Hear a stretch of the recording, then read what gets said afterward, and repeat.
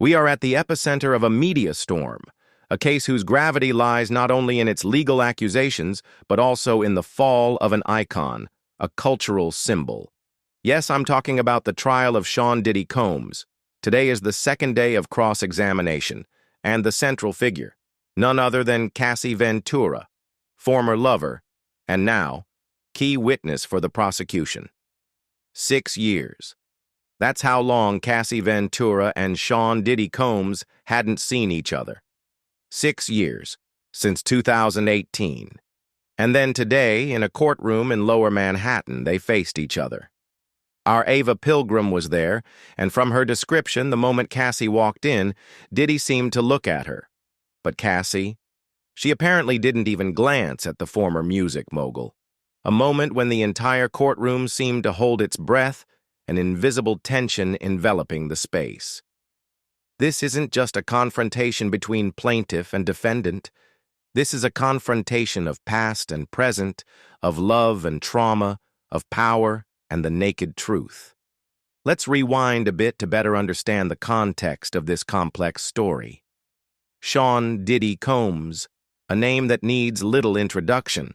A billion-dollar entertainment empire, a man who shaped a generation of hip-hop and R&B music. Cassie Ventura, then just 19, a promising young singer, a beautiful face discovered by Diddy and signed to a 10-album deal with the famed Bad Boy Records. Everyone thought it was a perfect launch pad, a modern-day Cinderella story. But as Ava Pilgrim reported, the other side of the glamorous picture was a completely different story. A story that spanned their 10-year relationship, and according to Cassie, it was a haunting, dark side. And then, the velvet curtain parted, revealing what Cassie Ventura described to the jury with raw to the point of being graphic details. Aaron Katursky, our reporter at the courthouse, recounted that Cassie, in a soft, almost nonchalant voice, narrated sexual acts she called freakoffs. She admitted that initially, young and naive, she wanted to please Diddy by fulfilling his sexual desires. But very quickly, she became reluctant. "Those freak-offs," Cassie said, "took up so much of my time it felt like a full-time job. Can you imagine? A full-time job not to create music, but to serve sexual demands."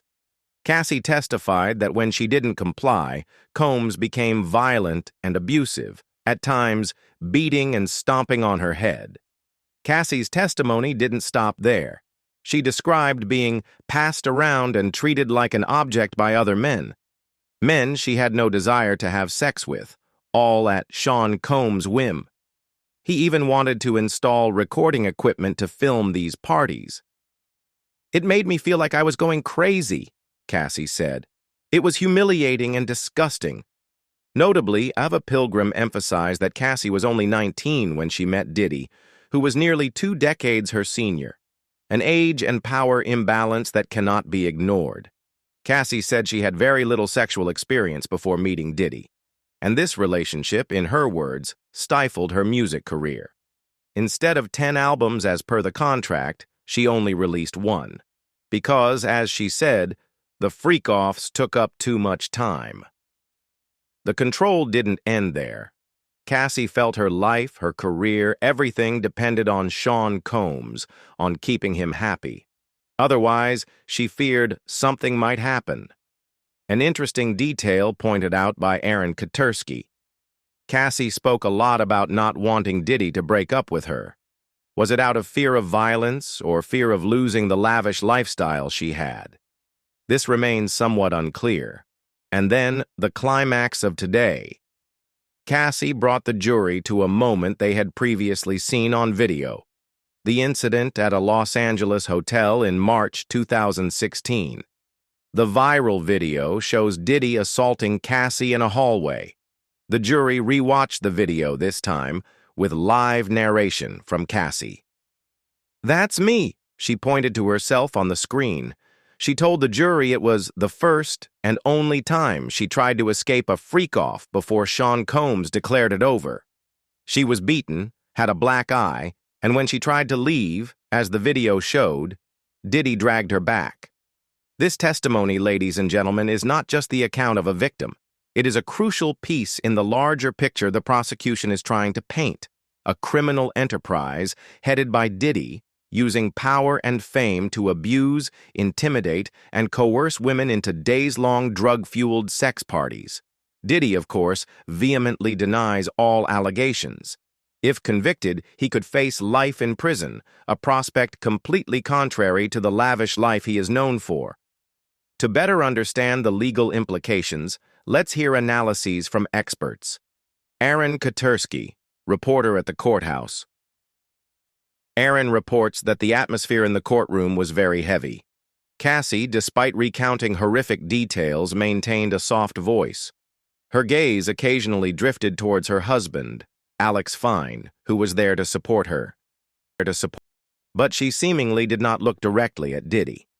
The Combs family, including his mother and children, were also present for the second consecutive day. Regarding the jury's reaction, Aaron described most of them as quite stoic, expressionless. However, one female juror seemed to be following very closely, occasionally smirking when baby oil or lubricant was mentioned, items used so frequently that, according to Ventura, the hotel rooms where Freakoffs took place were in a complete mess, with candle wax and oil everywhere. Indeed, it's hard to read the jury's thoughts, but they are listening to accounts of a woman's decade of degraded sex life. Brian Buckmeyer, ABC News legal analyst, offering a defense perspective. Brian Buckmeyer, who was also in court, provided keen legal analysis. He pointed out a few statements by Cassie that could benefit both sides. When Cassie described the room after a freak-off, pretty bad, candle wax, oil everywhere, and a pungent smell, Brian believes this strengthens the prosecution's argument of coercion. No one wants to be in there, Brian said. The only way you could be there is if you were forced. However, Brian also noted a detail the defense will surely exploit. Cassie admitted she was extremely jealous.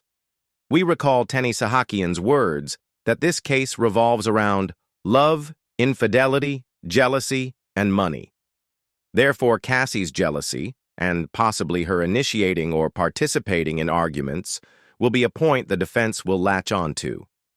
Cassie also described herself as super young, naive, always wanting to please others. Brian thinks her testimony really emphasizes the idea of a toxic relationship, as the defense calls it. But at the same time, he believes both sides can use her testimony. The prosecution arguing she was sex trafficked, while the defense might suggest it was a case of domestic violence and Diddy might be guilty of other crimes, but not sex trafficking and racketeering. Regarding Diddy's control, Brian stressed the importance of Cassie being 38 now, Diddy 55, the age gap, and her being a singer signed to his label. This shows Diddy's ability to control her music career. Cassie also spoke about bodyguards and chiefs of staff in Diddy's entourage. Brian observed that when Cassie talked about these bodyguards and saw their images, her voice almost trembled.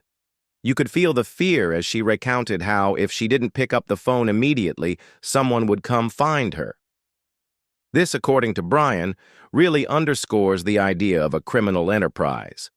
Bernardo Villona, a criminal defense attorney who has handled sex crime cases, has a different perspective. He emphasized that violence is what kept Cassie silent for so many years. Look how long it took for her to speak out, Bernardo said. This is a common issue for victims of domestic violence and sexual assault. They need time to realize they are victims and to gather the courage to speak out. Regarding the messages between Cassie and Diddy that the defense claims show consent, Bernardo explained that Cassie put them into context. She wanted to please Sean Combs. She was afraid of what would happen if she didn't participate. Bernardo believes an expert will be called to testify to explain why victims react this way, why they might send seemingly consensual messages that are actually due to trauma, being brainwashed by violence and control. Sarah Matz, former NYPD sex crimes detective, who was involved in the Harvey Weinstein investigation, also concurred. She believes the violence shows what Sean Combs is capable of and the toxicity that enveloped Cassie's life. As a person with power, financial means, and control over her, Sarah said, it all led to this situation. She praised Cassie's strength in daring to speak her truth.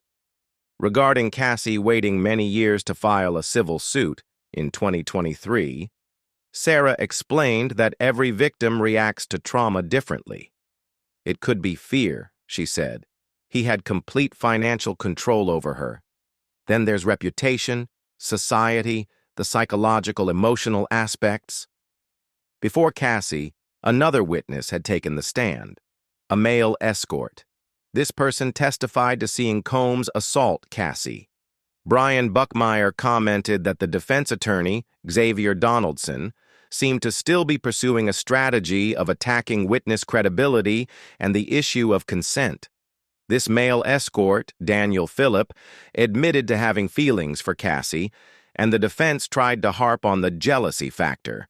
However, the prosecution countered by emphasizing the brutality of Combs's behavior towards Cassie, how he directed sexual encounters, who got paid, and how.